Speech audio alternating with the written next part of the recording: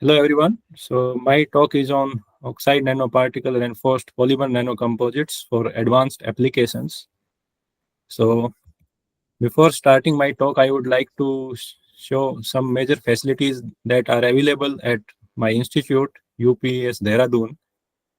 So you can access this information through the link given at the bottom. So there are plenty of facilities available here.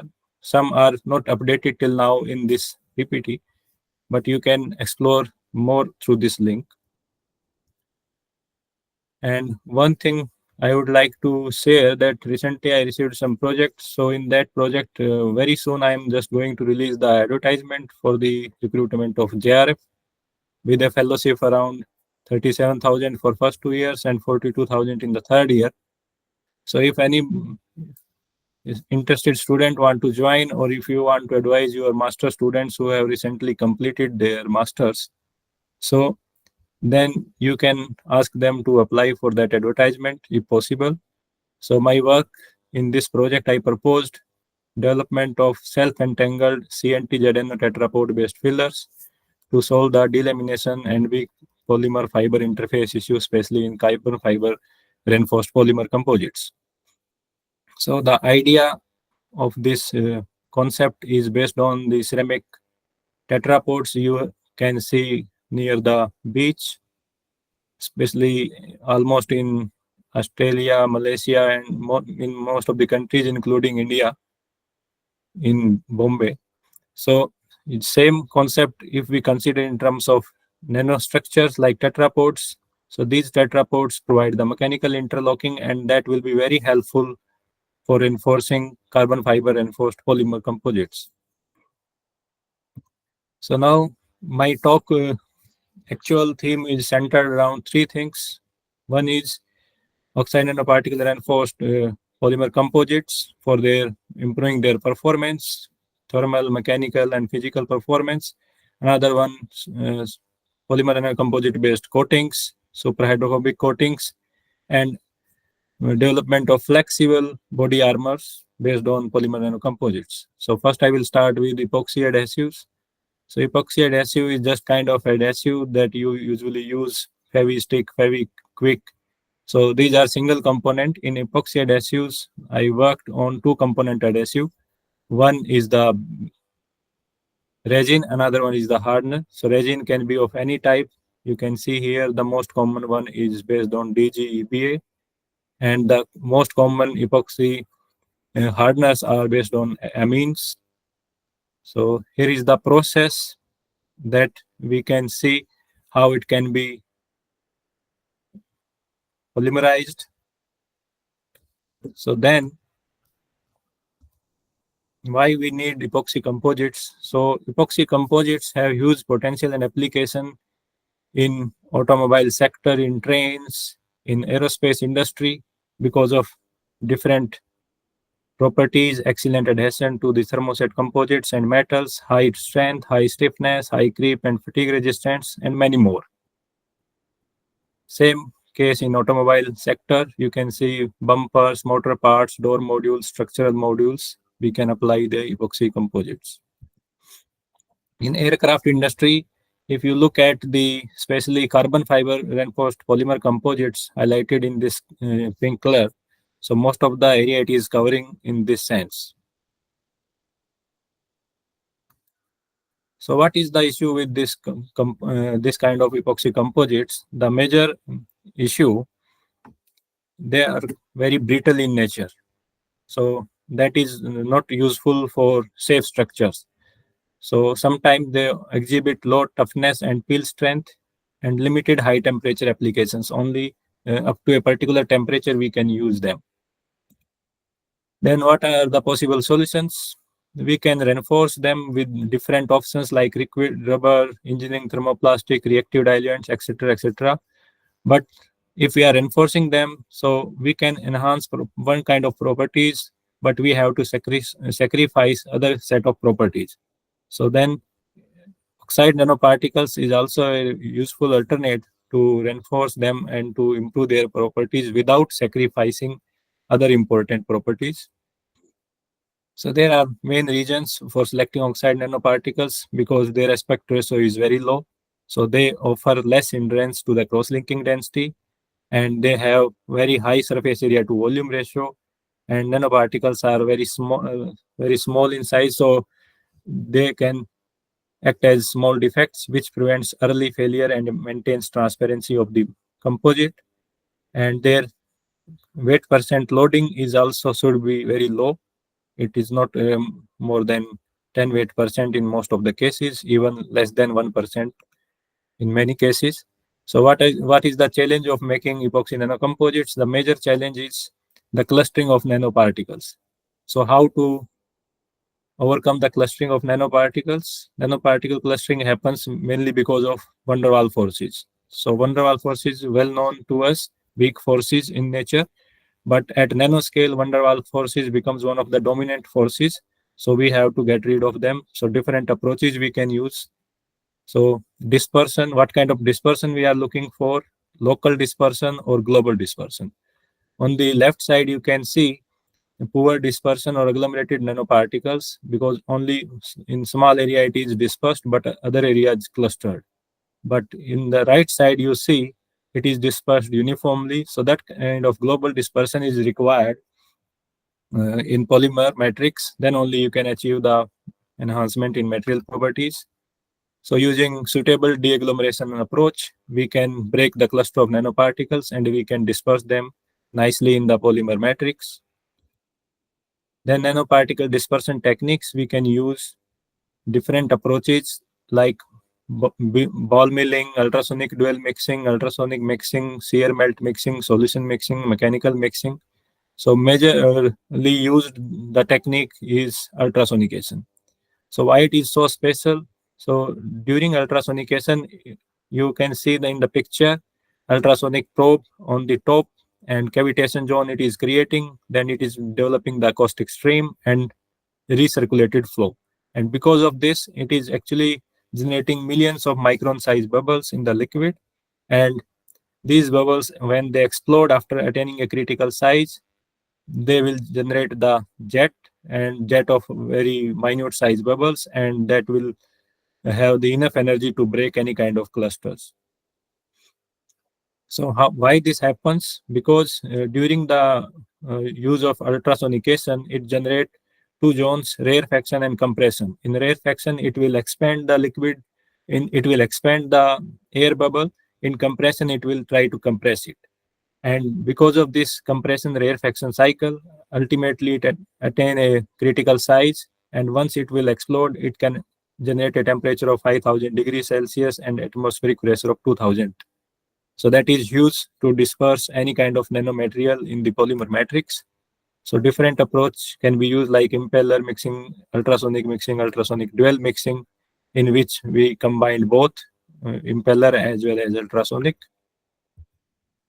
So some interesting results you can see here produced by some authors, like before experiment, ultrasonic irradiation is very superior to this mechanical steering. In mechanical steering, we can see agglomerates, but in ultrasonic irradiation, there are no agglomerates. Most of the particles are dispersed uniformly.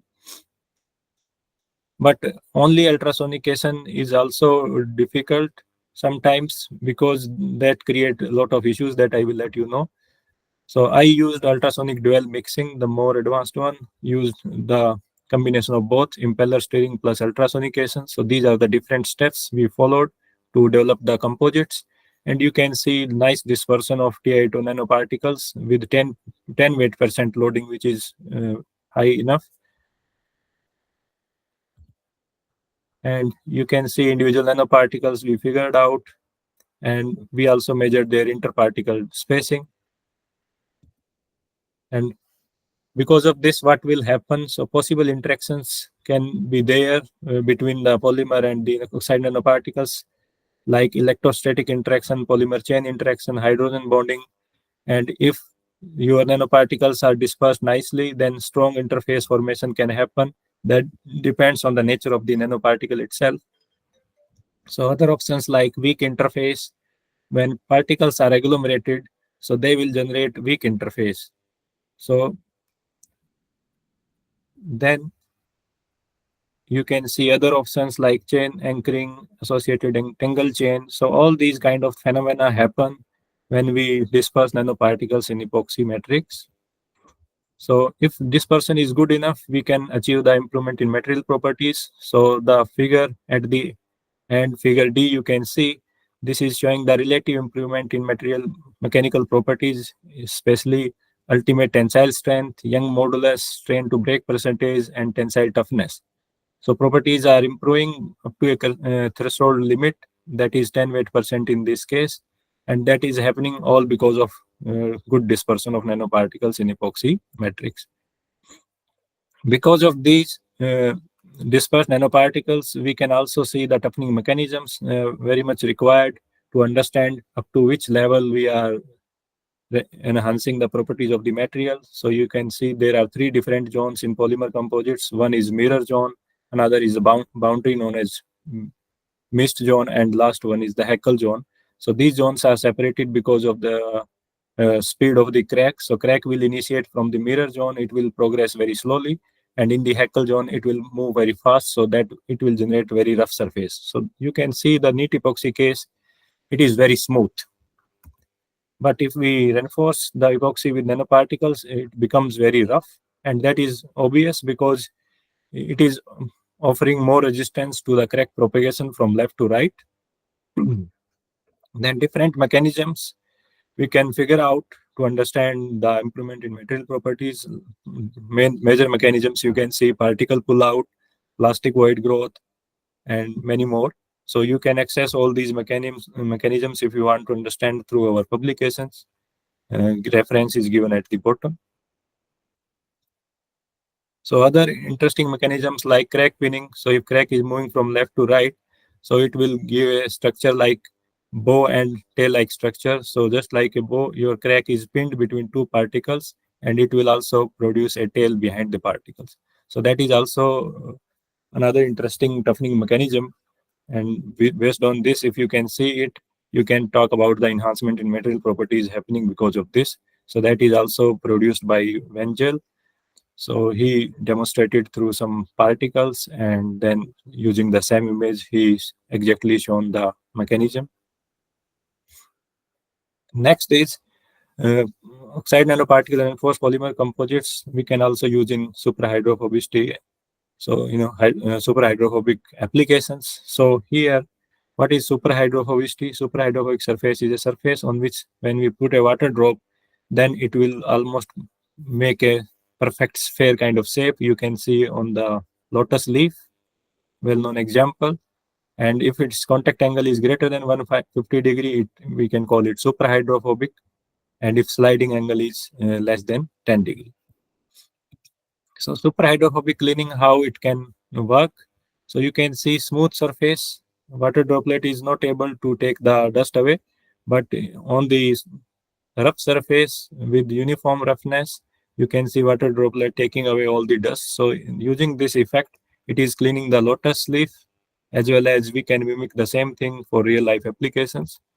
So what are the potential applications? On the windscreen of a car, you can see on the left portion, it is coated one, so you can see through. On the right portion, it is uncoated, so difficult to see through. Then electronic table, then aluminum plate. You can see the ice deposition on aluminum plate is very low for a coated film, and for uncoated, it's very high. Then in the mud, we can use the coated shoes, so your coated shoes will remain clean. And then ceramic tables, so you can also see here. So these are the potential applications. Many more applications are also there. So in solar cells, we can coat the solar covering by this coating using different approach. Advanced techniques, people are now replacing the glass covering of the solar cell by ETFE, ethylene tetrafluoroethylene polymer film. So that film is also having a unique feature, so that that will create a rough surface, and that will lead the self-cleaning effect. But there are some challenges how to achieve the superhydrophobicity. If we go for superhydrophobicity, we have to sacrifice in transparency.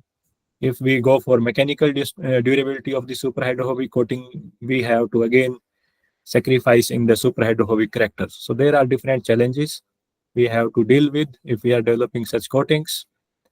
So in our lab, we recently developed transparent superhydrophobic coating. So in the image you can see with the UPS logo, water droplets sitting like spherical balls.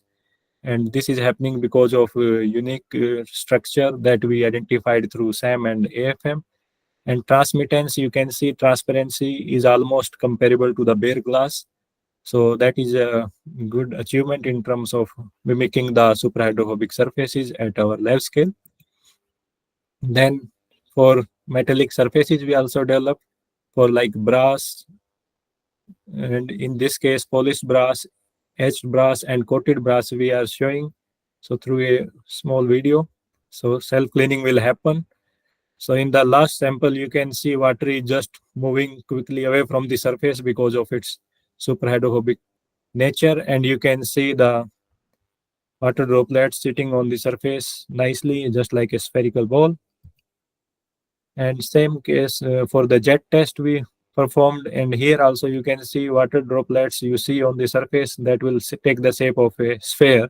So that is because of their superhydrophobic nature. In corrosion resistance, how they can be helpful, you can see here. So on the top side, so coated non-corroded steel, brass, and copper samples for after 1 month, and these ones after 1 month corroded samples. So you can see the difference because of coating. Samples are safe, looks pretty safe, no corrosion, but here it's most of the samples are corroded. So that's how we can save the corrosion. That's how we can save the metals from corrosion using superhydrophobic coating. Another thing is natural fiber composites we can use, and these composites are widely available in India. So different options are there. So these composites we can uh, use to make flexible body armors for mm, low impact, not the high impact case. So in that case, we can use shear thickening fluids. So these fluids are basically non-Newtonian fluids. So in non-Newtonian fluids, if we just uh, try to touch the liquid gently, it can penetrate inside. But if we try to hit it hard, it becomes solid just like a smart material.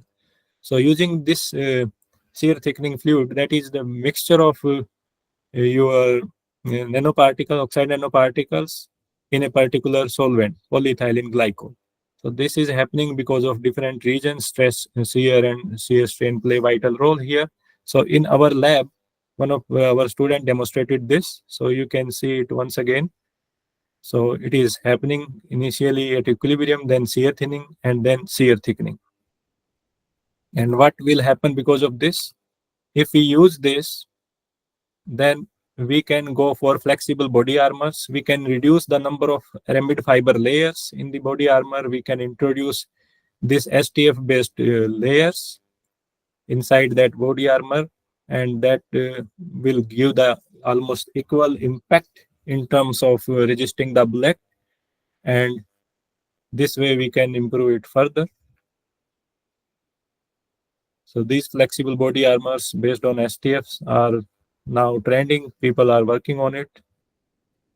It's a new field. So final conclusion is the oxide nanoparticles, if we reinforce in epoxy polymers, they can improve their physical, mechanical, and other properties without sacrificing some important properties. And they can also be very crucial for developing superhydrophobic coatings and flexible body armors. So that's all from my side. Thank you.